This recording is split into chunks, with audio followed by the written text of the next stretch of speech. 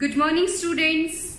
In the continuation of three-dimensional geometry, today's topic is 3D plane, means plane in three-dimensional. Before this, we have already covered straight line in 3D. After that, we will discuss plane. बच्चों, plane को पढ़ने से पहले आपको straight line का concept clear होना चाहिए. अगर किसी बच्चे का वो क्लियर नहीं है तो पहले स्ट्रेट लाइन की वीडियोस देखें, आफ्टर दैट वो प्लेन को स्टडी करना स्टार्ट करें, क्योंकि प्लेन के अंदर हमारा स्ट्रेट लाइन यूज होता है. तो जब तक आपको स्ट्रेट लाइन के कंसेप्ट क्लियर नहीं होंगे आपको प्लेन समझ नहीं आएगा. तो जो हमारा थ्री डायमेंशनल ज्योमेट्री है उसको हमने 3 पार्ट्स में डिवाइड किया है. फर्स्ट पार्ट में हमने पढ़ा था straight line in space, means straight line in 3D. Now in the second part we will discuss about plane, and in the third one we will discuss plane and line together. तो बच्चों start करते हैं plane. तो plane होता क्या है? देखो, plane को अगर हम डिफाइन करें, plane is any flat surface. Plane क्या है? अब ये हमारा जो बोर्ड है, board is also a plane. Board हमारा क्या है? प्लेन है. तो प्लेन के अंदर बच्चों होता क्या है? प्लेन हमारा एक फ्लैट सरफेस है. कंडीशन क्या होती है फ्लैट सरफेस की? It is a flat surface which can be extended indefinitely in any direction. Can be extended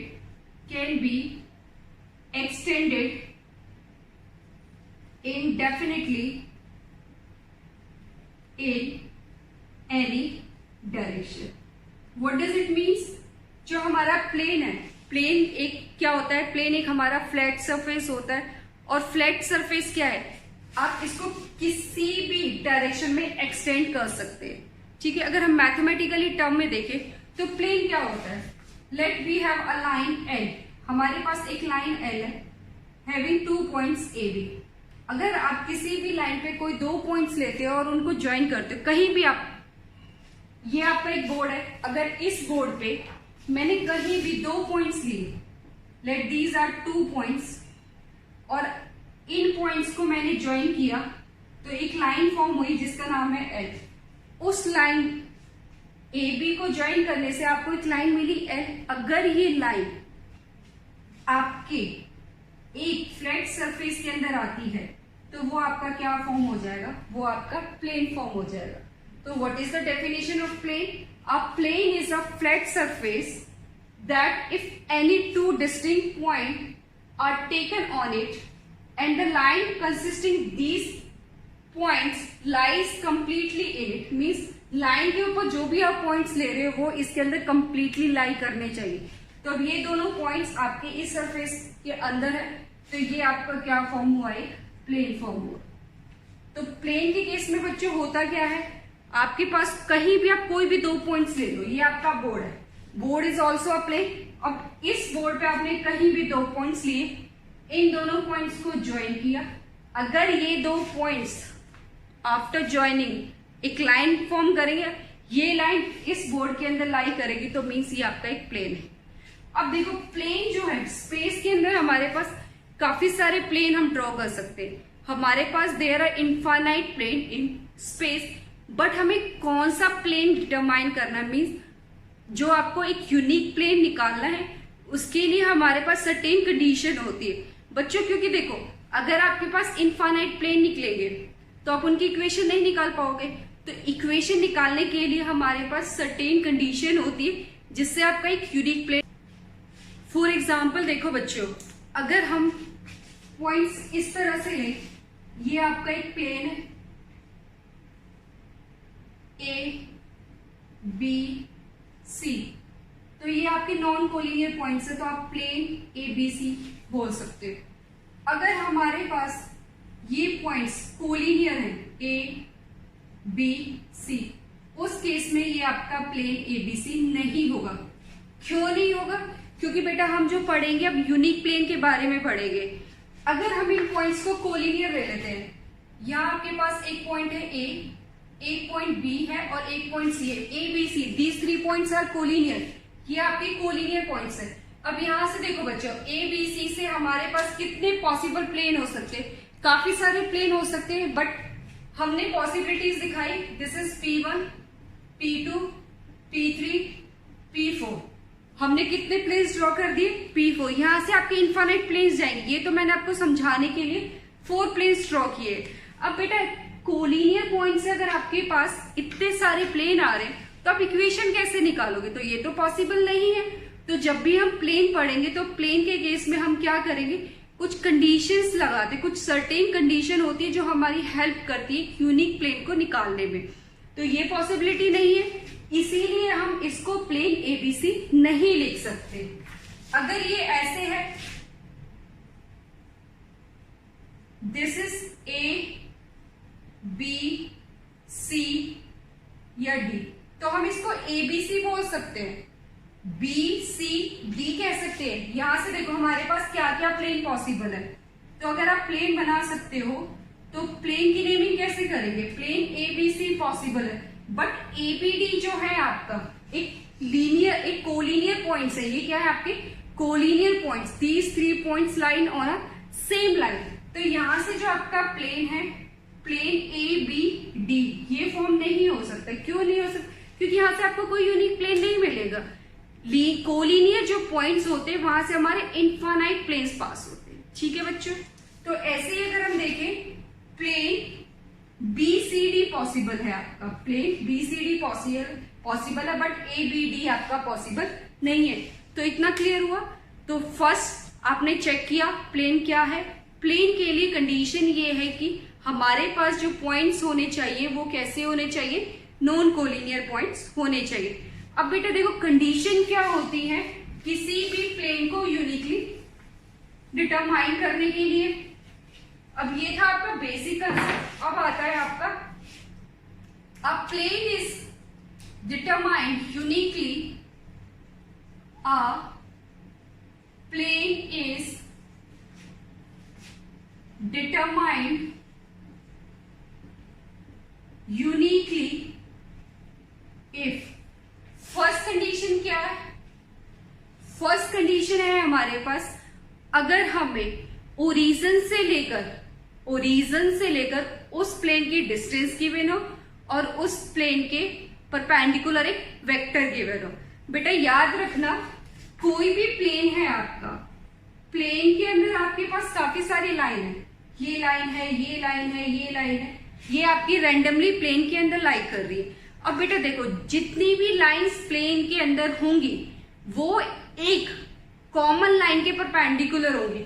means इस लाइन के परपेंडिकुलर एक, इस प्लेन के परपेंडिकुलर एक लाइन होती है, एक वेक्टर होता है, उसको हम बोलते हैं नॉर्मल वेक्टर। वो क्या है? हमारा नॉर्मल वेक्टर है। वो क्या है? What is this? Normal vector. A common line is always perpendicular to whole the line all the lines which align in plane which is known as normal vector। तो आपके पास प्लेन, ये क्या है आपका? ये हमारा एक प्लेन है। ये क्या है? This is a plane. अब ये देखो, ये आपका प्लेन 1 है, ये आपका प्लेन 2 है। तो हर प्लेन के परपेंडिकुलर एक वेक्टर होता है। इस प्लेन के परपेंडिकुलर क्या होगा? ये आपका एक प्लेन है, इस प्लेन के परपेंडिकुलर जो वेक्टर होगा उसको हम क्या बोलेंगे? नॉर्मल वेक्टर बोलते हैं। उसको हम क्या बोलते हैं? नॉर्मल वेक्टर बोलते हैं। तो ये आपको याद रखना है कि प्लेन के केस में एक वेक्टर होता है जो ऑलवेज परपेंडिकुलर होता है to the plane which is known as normal vector. ठीक है बच्चों? अब यहां है आपका फर्स्ट कंडीशन है, if a plane is determined uniquely if the distance from the origin, the distance from the origin and normal vector is given। Normal vector is given, इसको हम नाम देते हैं normal form. This form is known as normal form. ये form क्या कहती है? हमने 3 डायमेंशनल ज्योमेट्री में एक्स वाई जेड, यहां आपका कोई प्लेन लाई कर रहा है, let this is a plane. ठीक है? तो आपने इस प्लेन की इक्वेशन निकाल ली। तो इस प्लेन की इक्वेशन निकालने के लिए आपको फर्स्ट कंडीशन क्या है? तभी पॉसिबल है जब फर्स्ट इस ओरिजिन से लेकर इस प्लेन की डिस्टेंस आपको गिवन हो। Let this distance is P, और आपको एक वेक्टर गिवन है नॉर्मल वेक्टर, वो क्या है आपका n। ठीक है, इस प्लेन के परपेंडिकुलर आपको एक वेक्टर गिवन है, वो क्या है n। अगर आपको ये गिवन है तो आप इक्वेशन निकाल सकते हो। सेकंड क्या है, second is if it passes through one point and perpendicular to a given vector। अब बच्चों ये देखो, अगर हमारे पास कंडीशन है कि कोई भी प्लेन है, हमें ऐसा प्लेन निकालना है जो किसी भी एक वेक्टर के परपेंडिकुलर हो। अब ये देखो बच्चों, ये क्या है आपका x, y एंड z। अब यहां से एक वेक्टर है, ठीक है, कोई भी वेक्टर ले लो, लेट्स सपोज ये आपका वेक्टर है। आपका जो ये वेक्टर है, इससे आपके देखो कितने प्लेन पास हो सकते हैं, काफी सारे प्लेन निकल सकते हैं, यहां से आपके काफी सारे प्लेन निकल सकते हैं। There are infinite plane in space which are perpendicular to a given vector. आपको अगर एक वेक्टर गिवन है तो उस गिवन वेक्टर के परपेंडिकुलर आपके इनफाइनाइट प्लेन पास हो सकते हैं। या ये देखो P1, P2, P3, ये आपके, ये देखो ये प्लेन है, इसके परपेंडिकुलर ये है, ये प्लेन है इसके परपेंडिकुलर, ये प्लेन इसके परपेंडिकुलर। तो इसका मतलब हमारे पास क्या इनफाइनाइट नंबर ऑफ प्लेन है, बट हमें तो एक यूनिक प्लेन निकालना है। तो इसके साथ साथ आपके पास क्या कंडीशन होगी कि वो प्लेन एक पॉइंट से पास हो। अगर वो प्लेन इस पॉइंट से पास हो रहा है तो आपके पास एक यूनिक प्लेन आया या नहीं आया।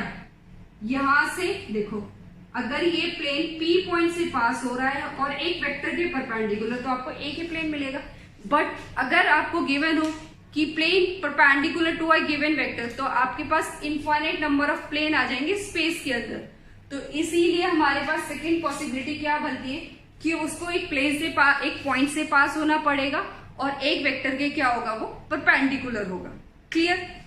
अब नेक्स्ट है आपका, ये हम ऑलरेडी कर चुके हैं, it passes through 3 non-collinear points।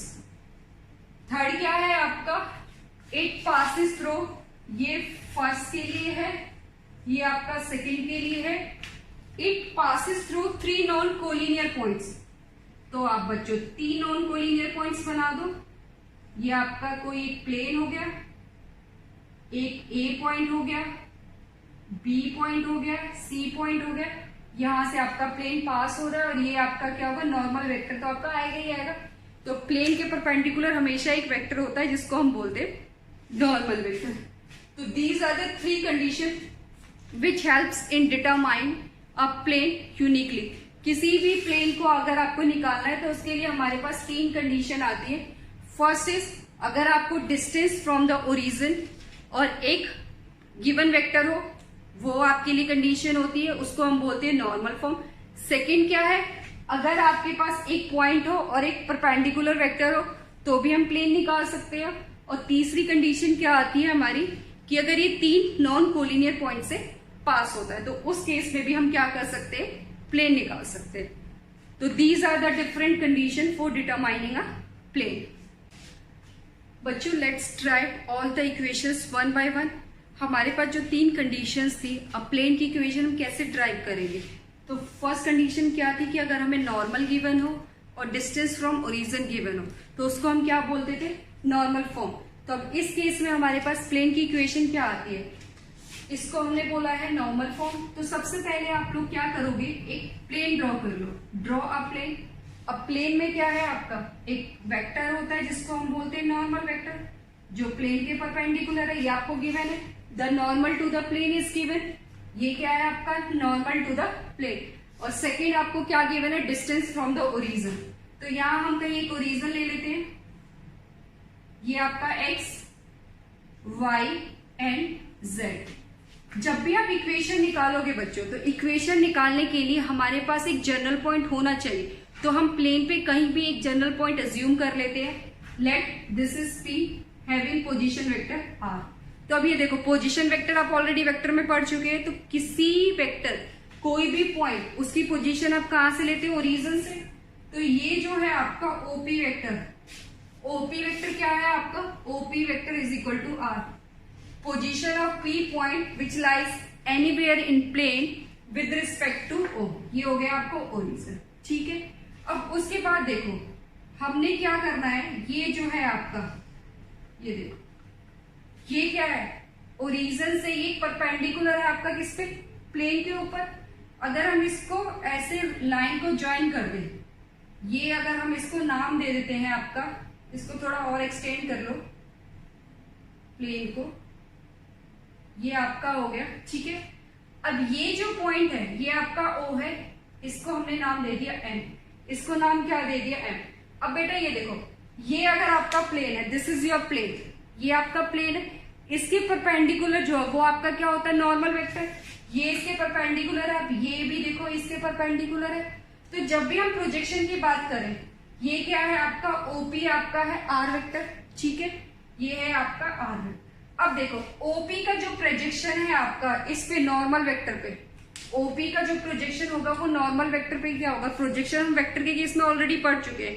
Projection क्या है, आर वेक्टर का प्रोजेक्शन हम कहाँ चेक करेंगे, एन वेक्टर पे। तो हमें क्या मिलेगा बेटा, यही मिलेगा। ये डिस्टेंस क्या है हमारी, इसको हमने नाम दे दिया पी।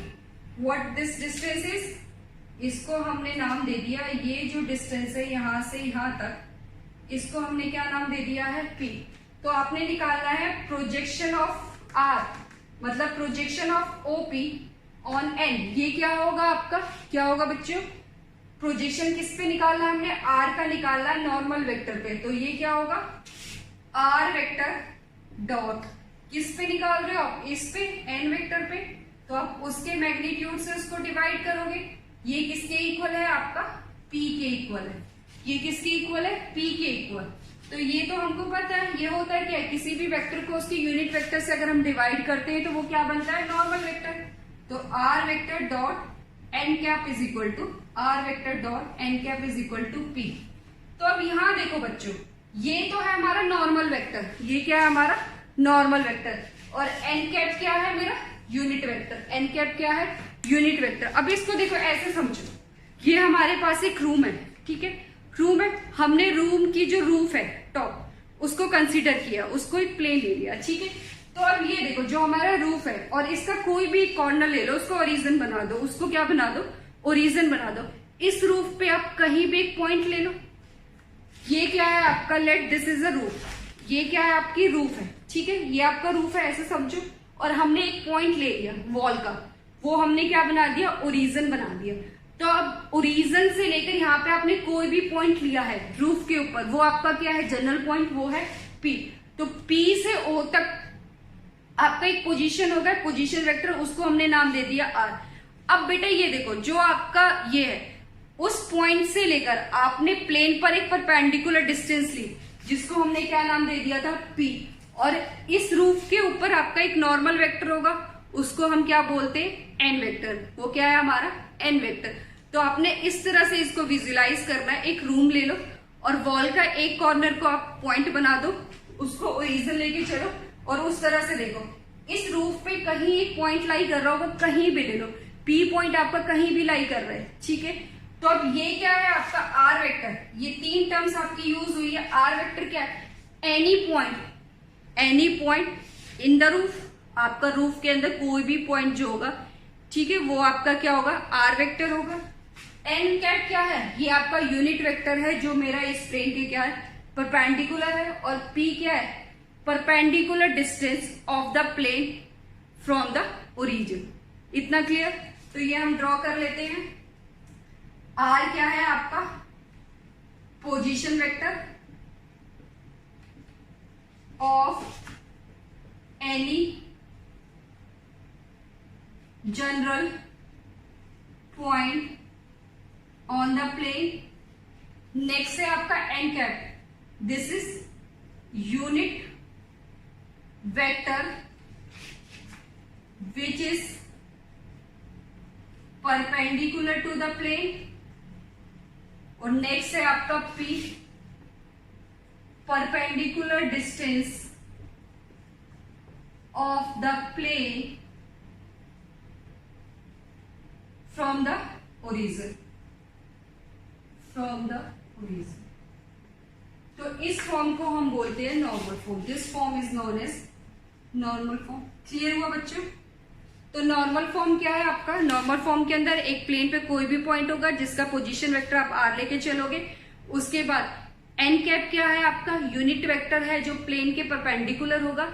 ये प्लेन है, इसके परपेंडिकुलर आपका जो वेक्टर है यूनिट वेक्टर, उसको बोले हैं एन कैप। बट ये एन कैप और एन वेक्टर में डिफरेंस है बेटा। This is normal vector and N cap is unit vector. N cap आपका कब बनेगा? इसकी डायरेक्शन में अगर आपको एन कैप चाहिए, एन कैप कब होगा? जब आप उसको वेक्टर को उसके मैग्नीट्यूड से डिवाइड कर दोगे। ये हम ऑलरेडी पढ़ चुके हैं वेक्टर के केस में। और इसमें पी क्या है आपका? परपेंडिकुलर डिस्टेंस है प्लेन की, कहां से? ओरिजिन से। क्लियर? अब इसी को हम करेंगे किस फॉर्म में? कार्टेशियन फॉर्म में। नेक्स्ट है हमारा कार्टेशियन फॉर्म। तो कार्टेशियन फॉर्म में जो हमारे पास इक्वेशन बनती है वो किस फॉर्म में आती है? एक्स वाई जेड की फॉर्म में। वो किस फॉर्म में होती है बच्चों?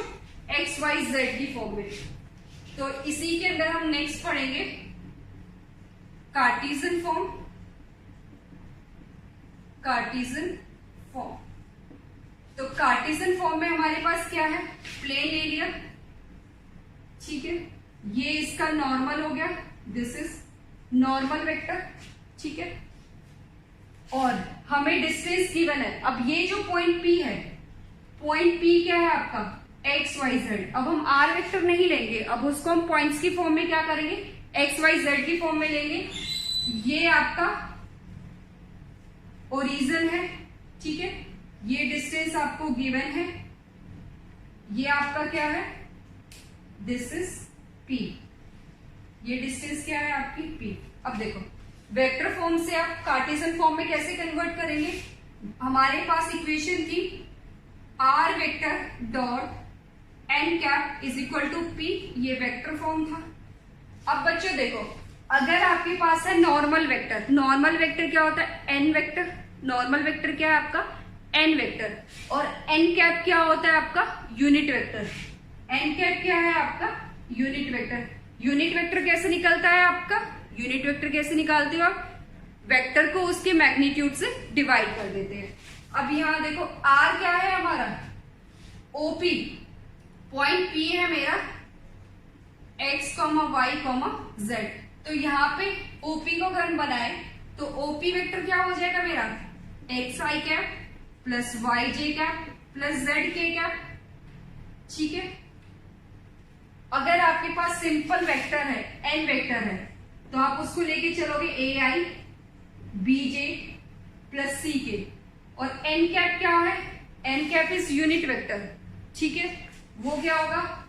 L I cap plus M J cap plus N K cap. L M N recall करो, these are the direction cosine. Direction cosine कैसे निकलते हैं?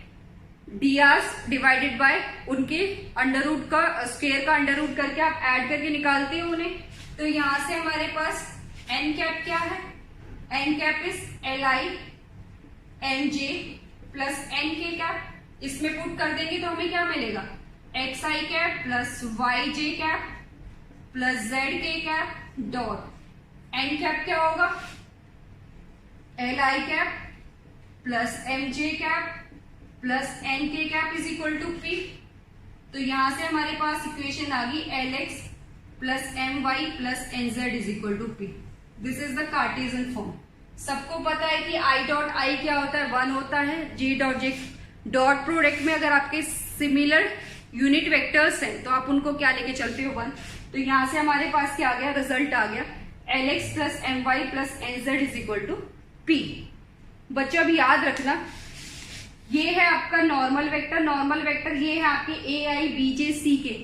अगर हम जनरल इक्वेशन की बात करें, जनरल इक्वेशन ऑफ प्लेन वो होती है हमारी A X plus B Y plus C Z is equal to D, where A B C are the D Rs. A B C हमारी क्या है? A B C are D Rs. और अगर हम नॉर्मल फॉर्म की बात करेंगे, ये है आपकी जनरल इक्वेशन। नॉर्मल फॉर्म में क्या है आपका? Normal form L X plus M Y plus N Z is equal to P. तो इस केस में आपके पास डीसीज हैं, ये आपके क्या है L M N, these are DCs. ये आपके क्या है डीसीज। और डीसीज कैसे निकलते हैं बच्चों? डीसी निकालने का फॉर्मूला क्या होगा? L is equal to A by under root of A square plus B square plus C square. ऐसे ही हम निकालेंगे, ऐसे ही आपका क्या होगा एल। तो this is the equation of normal form in Cartesian.